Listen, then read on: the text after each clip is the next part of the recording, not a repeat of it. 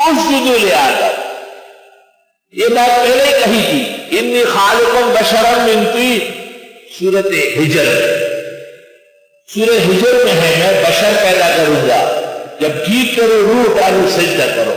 اس نے اس وقت کہا تھا کہ میں بشر کا سجدہ نہیں کرتا، یہ نور کا قائل تھا، بشر کو نبی نہیں مانتا۔ تو جو لوگ انبیاء کو نور کہتے ہیں، بشر کو توہین سمجھتے ہیں، وہ غور کر لے کہ وہ کس کے پیروکار ہے۔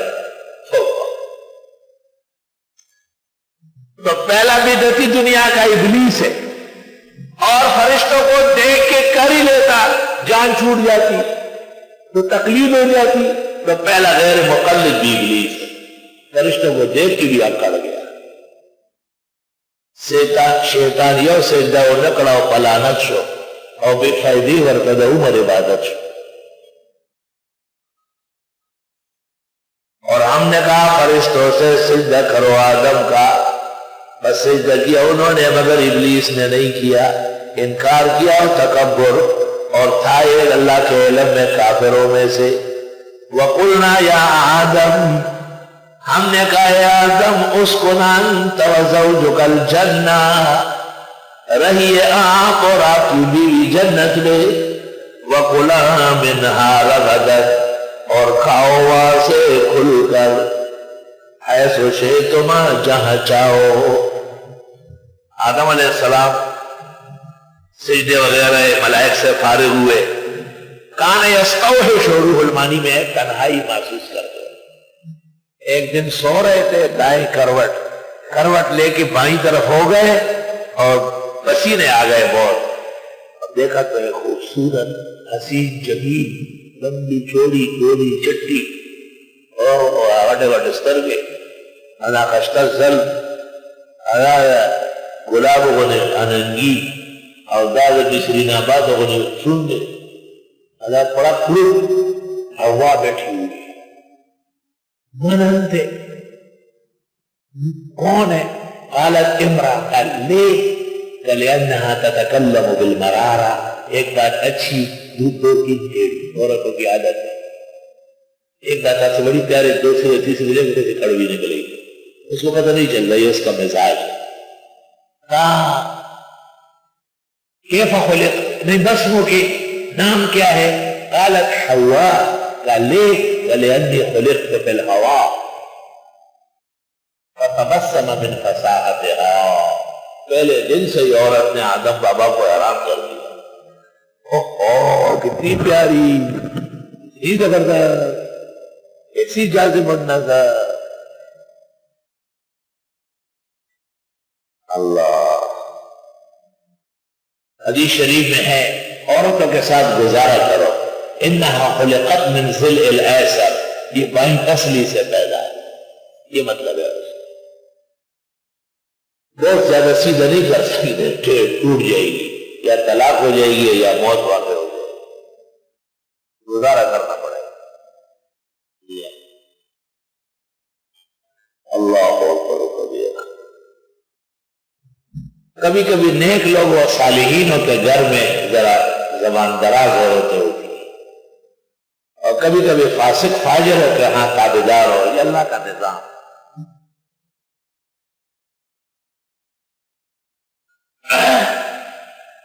اب جب میاں بیوی دونوں ہو گئے تو اب کہیں ہانی مون منانے کے لیے جانا ہے، تو اچھے لوگ جب ہانی مون مناتے ہیں تو عمرے کے لیے چلے جاتے ہیں، اور ابو بکو والے جو ہے نا وہ مری جاتے ہیں، اور ایوبیہ جاتے ہیں اور یعقوبیہ جاتے ہیں۔ تو اللہ تعالیٰ نے آدم و حوا کو کہا اسکن انت وزوجک الجنہ، رہیے آپ اور آپ کی بیوی جنت میں۔ اللہ ہم سب کو جنت نصیب فرمائے۔ اور سے آواز نہیں محبوبہ ڈرا سرا، ابھی بھی صاحب ابھی ساتھ رہا۔ ہمارے ایک بزرگ تھے، وہ تشریف لائے، وہ عمرے کے لیے جا رہا۔ میں نے کہا اکیلے؟ یہ آپ نے بات کہی، یہ کہنے کی بات تھی؟ میں حیدرآباد جاتا ہوں، جب گاڑی میں آ کے دیکھتا ہوں گھر والی پہلے سے بیٹھی ہوتی ہے، اس کے بغیر کیسے عمرہ ہوگا؟ اس کو انت وزوجک الجنہ۔ ہمارے بزرگوں میں سے بھی ایک ہے، جب وہ کہیں جاتے ہیں گلگت چترال پشاور، تو لوگوں کو کہتے ہیں کہ میری گھر والی بھی ساتھ ہوگی، ذرا اچھے ہوٹل میں اچھی جگہ۔ ایک طالب علم نے اشکال کیا، انہوں نے کہا سنت طریقہ ہے۔ طالب علم سمجھدار تھا، اس نے کہا جہاد کے سفر میں ہوا ہے، معراج کے سفر میں نہیں ہوئی، کوئی ساتھ نہیں تھی، جہاد میں ہوئی۔ سبحان اللہ۔ بزرگوں کا مزاج ہے، اگر ان کو کوئی کہے کہ ناظم آباد میں جلسہ ہے، ختم قرآن ہے، ختم بخاری ہے، تو مجھے تو ساری رات نیند نہیں آئی، طبیعت بہت خراب ہے، آج پتہ نہیں سبق بھی پڑھا سکوں یا نہیں، نہیں جا سکتا۔ ابھی وہ آدمی بیٹھا ہوا ہے اور ایک اور آدمی نے کہا حضرت میری خواہش ہے کہ آپ میرے ساتھ گلگت جائیں۔ اچھا ماشاء اللہ، کب؟ میں نے کہا اگلے سال۔ میں نے سمجھا کہ ابھی تیاری ہے، ناظم آباد دور ہے، گلگت دور ہے، اس کے لیے تیار ہے۔ دنیا کے مزاج مختلف ہوتے ہیں۔ سفر بہت مشکل کام ہے۔ السفر قطعۃ من السفر، حدیث شریف میں ہے جیسے ہی کام ہو جائے فوراً گھر واپس آ جائے، سفر میں دیر تک مت رہو، بہت خوش مت رہو۔ سفر در سفر کیا ہے؟ سفر عین سفر۔ اللہ تعالیٰ حفاظت فرمائے۔ میں بہت زیادہ بچتا ہوں، سوائے عمرے کے کوئی سفر نہیں کرتا۔ پوری دنیا سے ٹکٹ بمال احباب کے 10 آدمیوں کے ٹکٹ ہوتے ہیں، میں کہتا یہ کام نہیں کرتا۔ یہی سفر بہت ہے، دفتر سے یہاں سے گھر گئے، کبھی کبھی اپنے فارم پہ چلے گئے، بہت زیادہ ہوا تو لاہور، اسلام آباد، جہانگیر ہو گئے، سال میں ایک آدھ دفعہ زیادہ۔ مزاج نہیں ہے بالکل۔ اور ہم نے کہا آدم رہی آپ اور آپ کی اہلیہ زوجوں کا، وہ امیگریشن میں جدے کے اندر وہ عرب پوچھتا ہے نا ہمارے پاکستانی سے کہ حاضی زوجتوں کا، اس غریب یہ اس کو کہتا ہے کہ ہاں یہ زوجتوں کا، لا حول ولا قوت، یہ زوجتوں کا، یہ زوجتوں کا۔ حالانکہ لوگوں نے رجوع ہوتا کہی کر اذا خذ قبلتنا والا کوئی وقلنا، اور ہم نے کہا آدم رہیے آپ اور آپ کی اہلیہ جنت میں، وَقُلَا مِنْهَا رَغَدًا، کھاؤ یہاں سے کھل کر۔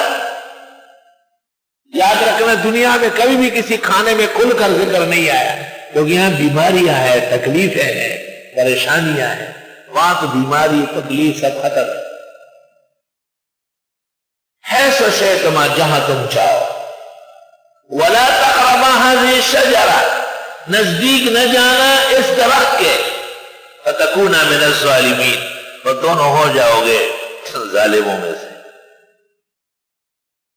شجرہ ممنوعہ مشہور ہے کہ یہ گندم کا دانہ، اس زمانے میں گندم کے اتنے بڑے بڑے دانے آتے تھے۔ بی بی نے ایک دانہ توڑا اور اس کو آدھا کیا، آدھا خود کھایا اور آدھا بابا کو دیا، بس دانہ سوئے علی مصیبت۔ گندم کھانے کے بعد قضاء حاجت کی تکلیف شروع ہوئی، جنتی لباس اتر گیا، باہر بھیج دیا، پریشان ہو گئے بہت۔ کہتے ہیں معصیت ذرہ برابر کیوں نہ ہو، تباہی کے لیے کافی ہے۔ توبہ استغفر اللہ واتوب الیہ۔ جمعیت علماء کے ایک عالم دین ہے، وہ شجرہ کا معنی کرتے ہیں جماع سے۔ اللہ تعالیٰ نے آدم علیہ السلام کو کہا کہ کھاؤ پیو، لیکن حوا بیوی کو چھیڑنا بیڑنا نہیں۔ حالانکہ جنت میں تو سب سے اعلیٰ نعمت یہ ہے، تو یہ ان کی رائے ہے، یہ کوئی تفسیر نہیں، مفسرین کی پسندیدہ باتیں نہیں۔